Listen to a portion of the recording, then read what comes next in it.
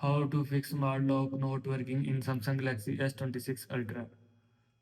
First of all, restart device, swipe down, open quick setting panel, click on power off button icon, click on restart, again click on restart your phone. Now go back.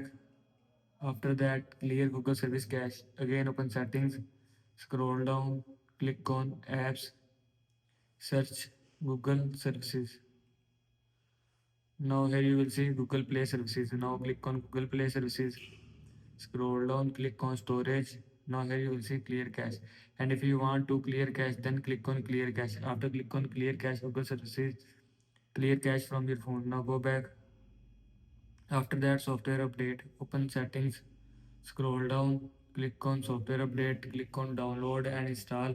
Now here you will see update option, and if you want to update software, then click on update. After click on update, your phone software will be update from your phone.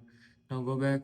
After that, reset all settings, open settings, scroll down, click on general management, scroll down, click on reset, scroll down, click on reset all settings, click on reset settings. After click on reset settings, all settings will be reset from your phone. This is how you can fix smart lock not working in Samsung Galaxy S26 Ultra.